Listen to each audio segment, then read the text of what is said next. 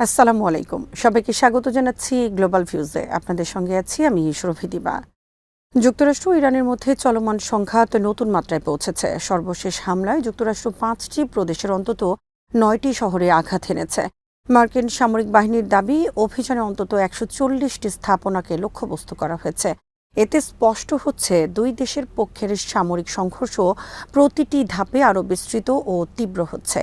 এই হামলার জবাবে ইরান মধ্যপ্রাচ্যের 5টি দেশে থাকা মার্কিন সামরিক স্থাপনায় ক্ষেপণাস্ত্র ও ড্রোন হামলা চালানোর দাবি করেছে। একই সাথে তেহরান ঘোষণা দিয়েছে যে কৌশলগতভাবে অত্যন্ত গুরুত্বপূর্ণ হরমুজ প্রণালী বন্ধ করে দেওয়া হয়েছে।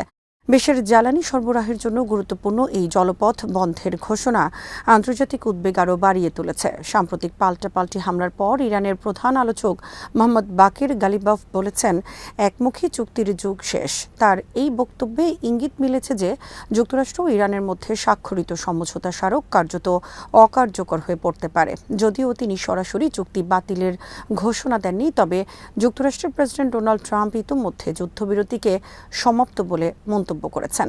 সমঝোতা স্মারকের প্রথম অনুচ্ছেদে সব ধরনের শত্রুতা বন্ধ এবং পূর্ণাঙ্গ যুদ্ধবিরতির কথা উল্লেখ ছিল, কিন্তু এরপরও উভয় পক্ষের মধ্যে একাধিক দফায় হামলা হয়েছে, যা ওই শর্তের সুস্পষ্ট লঙ্ঘন হিসেবে দেখা হচ্ছে। এছাড়া চুক্তির 10 নম্বর অনুচ্ছেদে আলোচনার সময় ইরানের ওপর নতুন নিষেধাজ্ঞা আরোপ না করার কথা বলা হলেও দুদিন আগে যুক্তরাষ্ট্র নতুন নিষেধাজ্ঞা ঘোষণা করেছে। ফলে বিশ্লেষকদের মতে সমঝোতা স্মারকের একাধিক গুরুত্বপূর্ণ ধারা ইতোমধ্যেই ভেঙে পড়েছে। কূটনৈতিক প্রচেষ্টা কার্যত স্থবির হয়ে পড়েছে এবং সামরিক সংঘাত ক্রমেই বিস্তৃত হচ্ছে। বর্তমান পরিস্থিতিতে মধ্যপ্রাচ্যে আরও বড় আকারের সংঘর্ষের আশঙ্কা তৈরি হয়েছে, যা শুধু আঞ্চলিক নয়, বৈশ্বিক নিরাপত্তা ও জ্বালানি বাজারের জন্য গুরুত্বপূর্ণ প্রভাব ফেলতে পারে। যুক্তরাষ্ট্রের তৃতীয় দফা বিমান হামলার কয়েক ঘণ্টার মধ্যেই রোববার ইরান, বাহরাইন, কাতার, কুয়েত, ওমান, জর্ডান ও সংযুক্ত আরব আমিরাতকে লক্ষ্য করে ক্ষেপণাস্ত্র ও ড্রোন হামলা চালানোর দাবি করেছে। এতে উপসাগরীয় অঞ্চলে সংঘাত আরও বিস্তৃত হয়েছে। কাতারের সামরিক বাহিনী জানিয়েছে তারা ইরানের ছোড়া ক্ষেপণাস্ত্র প্রতিহত করেছে। হামলা প্রতিহত করার সময় ছিটকে পড়া ধ্বংসাবশেষে এক শিশুসহ 3 জন আহত হন। বাহরাইনে তৃতীয়বারের মতো ক্ষেপণাস্ত্র সতর্কতা জারি করা হয় এবং কুয়েতও জানায় তারা আকাশে আসা ক্ষেপণাস্ত্র প্রতিহত করেছে। সংযুক্ত আরব আমিরাতের প্রতিরক্ষা মন্ত্রণালয় জানায় তাদের প্রতিরক্ষা ব্যবস্থা ইরানের ক্ষেপণাস্ত্র ও ড্রোন মোকাবেলা করেছে। ওমানের মুসান্দাম অঞ্চলেও ড্রোন হামলার খবর পাওয়া গেছে। জর্ডানে 3টি ইরানি ক্ষেপণাস্ত্র পড়লেও কোনো হতাহতের ঘটনা ঘটেনি। এর আগে যুক্তরাষ্ট্র জানায় হরমুজ প্রণালী দিয়ে চলাচলকারী সাইপ্রাসের পতাকাবাহী একটি বাণিজ্যিক জাহাজে হামলার জবাবে তারা ইরানের বিভিন্ন লক্ষ্যবস্তুতে নতুন করে বিমান হামলা চালিয়েছে। যুক্তরাষ্ট্রের অভিযোগ, জাহাজটি গুরুতর ক্ষতিগ্রস্ত হয়েছে এবং একজন নাবিক নিখোঁজ রয়েছেন। অন্যদিকে ইরান দাবি করেছে অনুমোদিত নৌপথ অমান্য করায় একটি জাহাজকে সতর্কতামূলক গুলি করে থামানো হয়েছে। তেহরান আরও ঘোষণা দিয়েছে পরবর্তী নির্দেশ না দেওয়া পর্যন্ত হরমুজ প্রণালী বন্ধ থাকবে এবং যুক্তরাষ্ট্র নতুন হামলা চালালে অঞ্চলে মার্কিন সামরিক ঘাঁটিগুলো লক্ষ্যবস্তু হবে। এদিকে সৌদি আরব, সংযুক্ত আরব আমিরাত, কাতার ও মিশর ইরানের হামলার নিন্দা জানিয়ে উত্তেজনা কমাতে সংযম প্রদর্শনের আহ্বান জানিয়েছে। কাতার, ওমান ও পাকিস্তানের মধ্যস্থতায় যুদ্ধবিরতি পুনর্বহাল এবং ইরানের পারমাণবিক কর্মসূচি, সামুদ্রিক নিরাপত্তা ও আঞ্চলিক স্থিতিশীলতা নিয়ে আলোচনা পুনরায় শুরু করার চেষ্টা চললেও সর্বশেষ সংঘাত সেই উদ্যোগকে আরও অনিশ্চিত করে তুলেছে। ইরানের Islamic revolutionary guard corps IRGC নৌবাহিনী ঘোষণা দিয়েছে যে হরমুজ প্রণালী পরবর্তী নির্দেশ না দেওয়া পর্যন্ত বন্ধ থাকবে। আইআরজিসির দাবি, একটি জাহাজ অনুমোদনহীন পথে চলাচল করে এবং ট্র্যাকিং সিস্টেম বন্ধ রেখে সামুদ্রিক নিরাপত্তা বিঘ্নিত করায় সেটিকে লক্ষ্য করে হামলা চালিয়ে থামিয়ে দেওয়া হয়েছে। একই সঙ্গে তারা সতর্ক করেছে, এ ঘটনাকে কেন্দ্র করে ইরানের বিরুদ্ধে কোনো প্রতিশোধমূলক পদক্ষেপ নেওয়া হলে তার জবাব হবে অত্যন্ত কঠোর।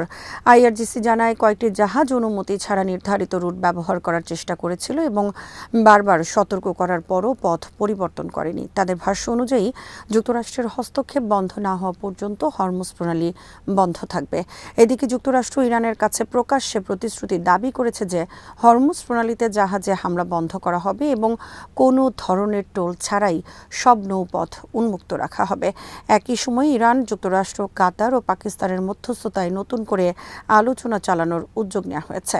ওমানে ইরানের পররাষ্ট্রমন্ত্রী আব্বাস আরাকচি ও ওমানের পররাষ্ট্রমন্ত্রী নিরাপদ নৌ চলাচল নিশ্চিত করার উপায় নিয়ে বৈঠক করেছেন। বিশ্বের মোট তেল সরবরাহের প্রায় 20% হরমুজ প্রণালী দিয়ে পরিবাহিত হয়। ফলে এই জলপথে কার্যত অবরোধের কারণে আন্তর্জাতিক জ্বালানি বাজারে তেলের দাম বেড়েছে এবং বৈশ্বিক মূল্যস্ফীতির আশঙ্কা জোরালো হয়েছে। অন্যদিকে ইরানের নতুন সর্বোচ্চ নেতা আয়াতুল্লাহ মোস্তফা খামেনি এক বিবৃতিতে তার নিহত পূর্বসূরি ও পিতা আয়াতুল্লাহ আলী খামেনির হত্যার প্রতিশোধ নেয়ার অঙ্গীকার করেছেন। এর জবাবে মার্কিন প্রেসিডেন্ট ডোনাল্ড ট্রাম্প সতর্ক করে বলেছেন, ইরান যদি তার বিরুদ্ধে কোনো হত্যা চেষ্টা চালায় তবে যুক্তরাষ্ট্র হাজার হাজার ক্ষেপণাস্ত্র দিয়ে পাল্টা হামলার জন্য প্রস্তুত থাকবে। এতে মধ্যপ্রাচ্যের চলমান সংকট আরও গভীর হওয়ার আশঙ্কা তৈরি হয়েছে। যুক্তরাষ্ট্রের সামরিক বাহিনী জানিয়েছে শনিবার তারা ইরানের বিরুদ্ধে নতুন দফায় বিমান হামলা চালিয়েছে।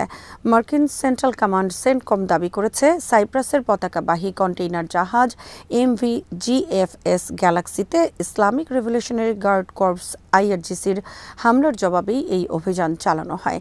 হামলায় জাহাজটির এক নাবিক নিখোঁজ হন এবং ইঞ্জিন কক্ষে আগুন ও ব্যাপক ক্ষয়ক্ষতির কারণে জাহাজটি যাত্রা অব্যাহত রাখতে পারেনি।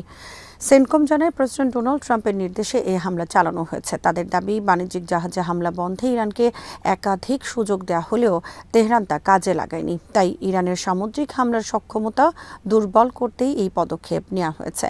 এর আগে ইরান ঘোষণা দেয় হরমুজ প্রণালী অনির্দিষ্টকালের জন্য বন্ধ থাকবে। তেহরানের দাবি, কয়েকটি জাহাজ নির্ধারিত নৌপথ অমান্য করায় সতর্কতামূলক গুলি চালানো হয় এবং একটি জাহাজ থামিয়ে দেওয়া হয়। একই সঙ্গে ইরান হুঁশিয়ারি দেয়, আরও হামলা হলে অঞ্চলে যুক্তরাষ্ট্রের অতিরিক্ত সামরিক ঘাঁটিকেও লক্ষ্যবস্তু করা হতে পারে। মার্কিন হামলার ঘোষণার পরপরই ইরানের উপকূলীয় বিভিন্ন এলাকায় বিস্ফোরণের খবর পাওয়া যায়। রাষ্ট্রীয় টেলিভিশনের তথ্যমতে বন্দর আব্বাস, সিরিক, কেশমদ্বীপ, বুশেহর, দেইর আসালুইয়া ও জাস্ক এলাকায় একাধিক বিস্ফোরণের শব্দ শোনা গেছে। তবে ক্ষয়ক্ষতির বিস্তারিত তাৎক্ষণিকভাবে জানা যায়নি। এদিকে মার্কিন প্রতিরক্ষা মন্ত্রী পিট হেগসেথ সামাজিক যোগাযোগ মাধ্যমে বলেন, ইরান ভুল সিদ্ধান্ত নিয়েছে, এখন তার মূল্য দিতে হবে। কূটনৈতিক পর্যায়েও উত্তেজনা অব্যাহত রয়েছে। ওমান ও ইরানের পররাষ্ট্রমন্ত্রীরা হরমুজ প্রণালীতে নিরাপদ নৌ চলাচল নিয়ে আলোচনা করেছেন। তবে ইরান অভিযোগ করেছে, তেলের ওপর মার্কিন নিষেধাজ্ঞা পুনর্বহাল করে ওয়াশিংটন যুদ্ধবিরতির অন্তর্বর্তী সমঝোতা লঙ্ঘন করেছে। বিশ্বের জ্বালানি সরবরাহের জন্য অত্যন্ত গুরুত্বপূর্ণ হরমুজ প্রণালী ঘিরে চলমান এই সংঘাত আন্তর্জাতিক উদ্বেগ আরও বাড়িয়ে তুলেছে। কাতারের সাবেক আমির শেখ হামাদ বিন খলিফা আল থানি ৭৪ বছর বয়সে মারা গেছেন। ইন্না লিল্লাহি ওয়া ইন্না ইলাইহি রাজিউন। রোববার দেশটির শীর্ষ সরকারি দপ্তর আমিরি দিওয়ান এক বিবৃতিতে তার মৃত্যুর খবর নিশ্চিত করে। বিবৃতিতে বলা হয়, আল্লাহর বিধান ও তাকদীরে অটল বিশ্বাস রেখে জাতির এই মহান ক্ষতিতে আমরা গভীর শোক প্রকাশ করছি। আল্লাহ যেন মরহুমের প্রতি রহমত বর্ষণ করেন। শেখ হামাদ ১৯৯৫ সালে কাতারের ক্ষমতায় আসেন এবং ২০১৩ সালের জুনে প্রায় ১৮ বছর শাসনের পর স্বেচ্ছায় সিংহাসন ছেড়ে ছেলে Sheikh Tamim bin Hamad Al থানির কাছে দায়িত্ব হস্তান্তর করেন।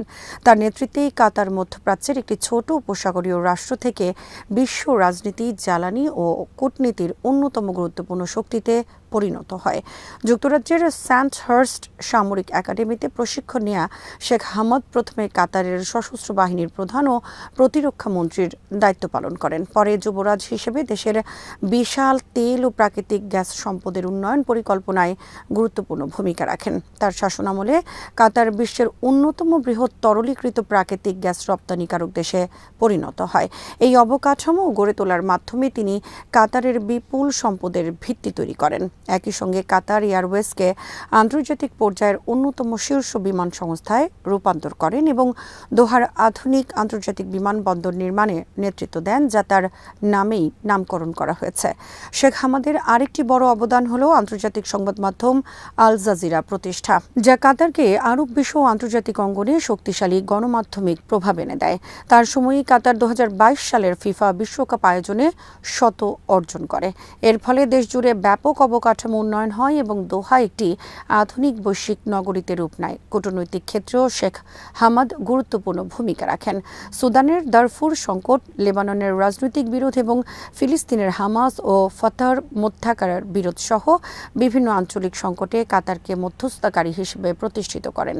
তার নেতৃত্বই আধুনিক কাতারের উত্থানের অন্যতম প্রধান ভিত্তি হিসেবে বিবেচিত হয়।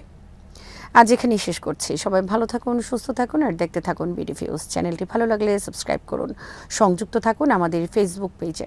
আল্লাহ হাফেজ।